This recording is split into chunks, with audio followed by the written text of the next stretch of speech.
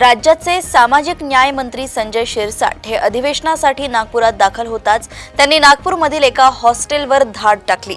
हॉस्टेलमध्ये कोणत्या सोयी सुविधा मिळणार आहेत याची त्यांनी चौकशी केली। ग्रामीण भागातील महिला बचत गटांसह महिला उद्योजिका यांनी उत्पादित केलेल्या वस्तूंना हक्काची बाजारपेठ मिळावी या हेतूने सुरू करण्यात आलेली भीमथडी जत्रा यंदा नव्या रूपात पुणेकरांच्या भेटीला येणार आहे। 20 ते 25 डिसेंबर या कालावधीत सकाळी 10 ते रात्री 10 या वेळेत कृषी महाविद्यालय मैदान शिवाजीनगर येथे जत्रा होणार आहे। मुंढवा येथील कथित जमीन गैरव्यवहार प्रकरणातील संशयित तथा निलंबित सहदुय्यम निबंधक रवींद्र तारू याला अखेर बावधन पोलिसांनी अटक केली आहे। गेल्या 1 महिन्यापासून फरार असलेल्या तारूचा कसून शोध घेतला जात होता। सातारा पुणे मार्गावर रविवारी रात्री भरधाव ट्रकने 7 चारचाकी वाहनांना धडक दिली आहे। या अपघातात सुदैवाने जीवितहानी झाली नाही, मात्र काही वाहन चालक किरकोळ जखमी झाले। पुण्यातील चंदननगरमध्ये असलेल्या ऑक्सिजन पार्कमध्ये एका तरुणाची हत्या करण्यात आली आहे। प्रेम संबंधाच्या प्रकरणातून ही हत्या करण्यात आल्याचं तपासातून निष्पन्न झालंय। 18 वर्षीय लखन उर्फ सोन्या सकट असे हत्या करण्यात आलेल्या तरुणाचं नाव आहे। या प्रकरणात पोलिसांनी 6 आरोपींना अटक केली आहे। राज्यात गेल्या काही महिन्यांपासून बिबट्या आणि वाघांच्या हल्ल्यांचे प्रमाण वेगाने वाढत असून अनेक नागरिकांचा जीव या हल्ल्यात जात आहे। कुटुंबातील कर्ता पुरुष गमावलेल्या घरांची अवस्था बिकट होत असल्याने सरकार आता मृत व्यक्तीच्या कुटुंबियांना वन विभागात सरकारी नोकरी देण्याच्या प्रस्तावाचा गंभीरपणे विचार करत आहे। पुण्यातील यवत पोलीस ठाण्याचे पोलीस नाईक निखिल रणदिवे हे 5 डिसेंबर पासून बेपत्ता झाले आहेत। त्यांच्या कुटुंबियांनी मुख्यमंत्री देवेंद्र फडणवीस यांच्याकडे दाद मागितल्यानंतर पोलीस दलाकडून त्यांना शोधण्यासाठी हालचाली सुरू झाल्या आहेत। निखिल रणदिवे यांना त्यांच्या वरिष्ठांकडून त्रास दिला जात होता। भारतीय महिला क्रिकेट संघाची उपकर्णधार स्मृती मानधना आणि संगीतकार पलाश मुच्छल यांचं लग्न मोडलंय। यात आता रुपाली ठोंबरे यांनी एंट्री घेतली आहे। स्मृतीच्या खासगी जीवनाविषयी बोलणे आपण सुज्ञ आणि जागरूक नागरिकांनी इथे थांबवूया असं आवाहन रुपाली पाटील यांनी केलंय। बार्शी कृषी उत्पन्न बाजार समितीच्या निकालाकडे जिल्ह्याचं लक्ष लागलं होतं। माजी आमदार आणि भाजप नेते राजेंद्र राऊत यांच्या गटाने बाजार समितीवरील सत्ता कायम ठेवली असून 18 जागांपैकी हाती आलेल्या 11 जागांपैकी 11 जागांवर विजय मिळवत कृषी उत्पन्न बाजार समितीवर आपले वर्चस्व स्थापन केलंय। गोंदिया शहरातील गणेशनगर परिसरातील गणेश अपार्टमेंट फ्लॅट क्रमांक 301 मध्ये सरिता अग्रवाल यांनी आत्महत्या केल्याची घटना घडली, परंतु तिची आत्महत्या नसून तिला बेदम मारहाण करून पती आणि सासऱ्यांनी तिचा गळा चिरल्याचा आरोप तिचा भाऊ प्रदीप गुप्ता यांनी केलाय। गंगाखेड येथे राष्ट्रवादी काँग्रेसने स्ट्रॉंग रूम बाहेर स्वतःच्या खर्चातून अतिरिक्त सीसीटीव्ही कॅमेरे बसवून राजकीय वातावरण तापलंय। कोणताही अनुचित प्रकार होऊ नये, निकालात छेडछाड झाल्याची शंका निर्माण होऊ नये या हेतूने पक्षाने हा निर्णय घेतला असल्याचा दावा राष्ट्रवादीने केला आहे। नाशिक जिल्ह्यातील येवला तालुक्यात 27 वर्षीय तरुण शेतकरी महिलेचा ब्लोअर मशीनमध्ये केस अडकून मृत्यू झालाय। शेतात औषध फवारणी करताना मशीनमध्ये पाणी भरत असताना हा अपघात घडला असून या घटनेने परिसरात हळहळ व्यक्त केली जात आहे। गडचिरोली जिल्ह्यातील राजकीय आणि सामाजिक क्षेत्रात सक्रिय असलेल्या राष्ट्रवादी काँग्रेस अजित पवार गटाच्या महिला प्रदेश उपाध्यक्ष गीताताई हिंगे यांचं पाचगाव येथे झालेल्या भीषण अपघातात निधन झालंय। केंद्र शासनाच्या राष्ट्रीय खाद्यतेल अभियानांतर्गत राज्यातील शेतकऱ्यांना उन्हाळी भुईमूग व उन्हाळी तीळ पिकासाठी विशेष योजना जाहीर करण्यात आली आहे। या योजनेत धुळे जिल्ह्यासह राज्यातील 9 जिल्ह्यांचा समावेश आहे।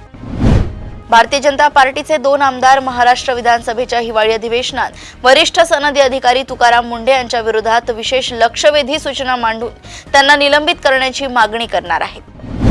कर्नाटकमध्ये आजपासून हिवाळी अधिवेशन सुरू होतंय। या अधिवेशनासाठी बेळगावला जात असताना महाराष्ट्र एकीकरण समितीच्या नेत्यांची धरपकड करण्यात आली आहे। कोल्हापुरात ठाकरे गटाच्या कार्यकर्त्यांनी एसटी डेपोत जोरदार निदर्शने करून कर्नाटक सरकारचा निषेध नोंदवलाय।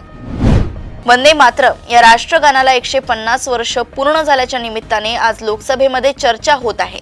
ज्या मंत्राने जयघोषाने देशाच्या स्वातंत्र्य लढ्याच्या आंदोलनाला ऊर्जा आणि प्रेरणा दिली, त्याग आणि तपस्येचा मार्ग दाखवला, त्या वंदे मातरमचं स्मरण करणं हे आपल्या सर्वांचं सौभाग्य आहे असं पंतप्रधान मोदी म्हणाले आहे। रविवारी संध्याकाळी उशिरा पोलिसांनी प्रसिद्ध बॉलिवूड चित्रपट निर्माते दिग्दर्शक विक्रम भट यांना मुंबईत 30 कोटी रुपयांच्या फसवणुकीच्या प्रकरणात ताब्यात घेतलंय। त्यांना उदयपूर आणण्यासाठी पोलीस मंगळवारी वांद्रे न्यायालयात ट्रान्झिट रिमांड अर्ज दाखल करतील। कर्नाटकातील मायाकोंडाच्या आसपासच्या गावातील मुलांना फायदा व्हावा यासाठी राज्य सरकारने कर्नाटक पब्लिक स्कूलला मंजुरी दिली आहे. दुर्दैव असं आहे की शाळेतील 185 मुलींसाठी फक्त एक शौचालय आहे, तर मुलं उघड्यावर कार्यभाग उरकतायत.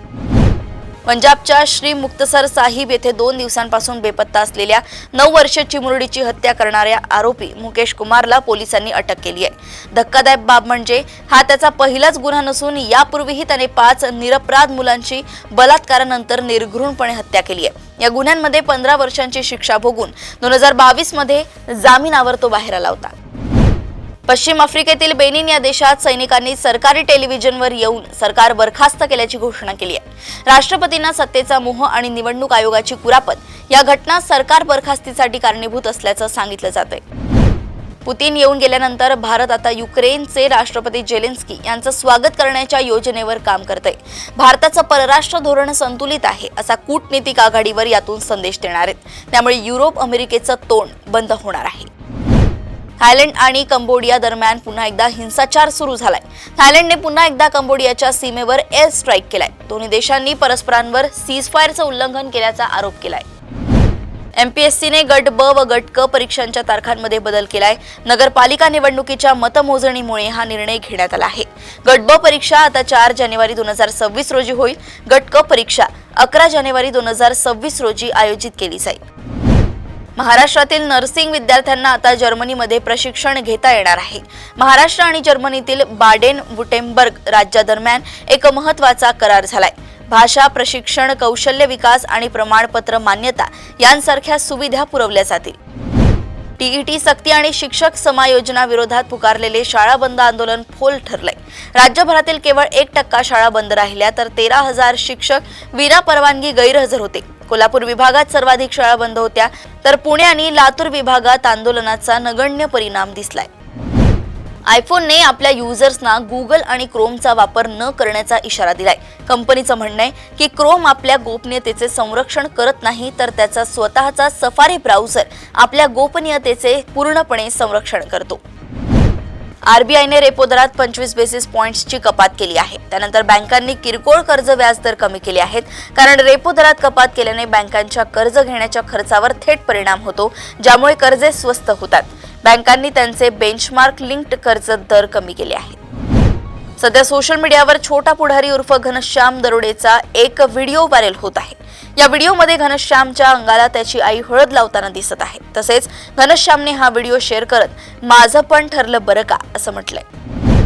मागच्या अनेक वर्षात रोहित शर्मा आणि विराट कोहलीने दिलेलं योगदान लक्षात घेऊन त्यांच्या बाबतीत विशेष विचार करावा. वनडे संघातील त्यांच्या स्थानाबद्दल प्रश्नचिन्हच निर्माण नाही झालं पाहिजे असं टीम इंडियाचे माजी फलंदाजी प्रशिक्षक संजय बांगर यांनी म्हटलंय. अशाच सुपर 30 बातम्या जाणून घेण्यासाठी बघत रहा देशोन्नती. नमस्कार.